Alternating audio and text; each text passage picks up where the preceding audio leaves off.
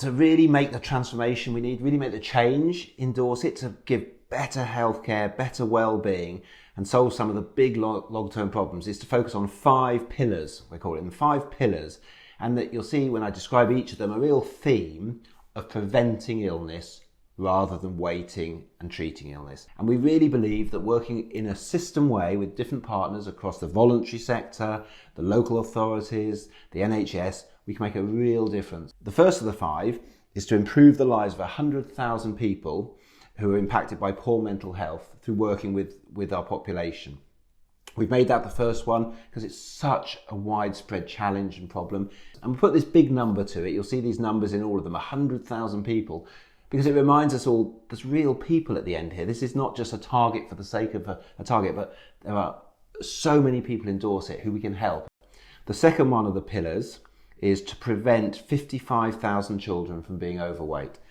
Again, everybody talks about the challenge of poor diet, obesity, and we know it leads to such poor life outcomes for children. And we have the opportunity to make a difference now.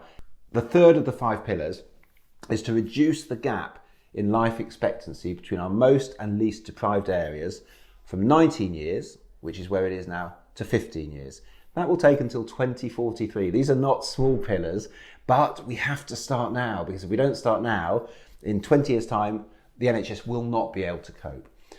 The fourth of our 4 pillars is to increase the percentage of older people who live well and independently in Dorset. It's clear from the strategy that the ICP developed, which ultimately came out of huge discussions and engagements with the people of Dorset, that this is an important priority.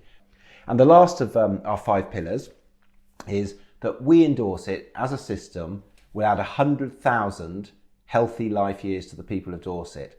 And that will take till 2033. It sounds a bit technical, healthy life years, and it is, but it's an internationally recognised metric of quality of life.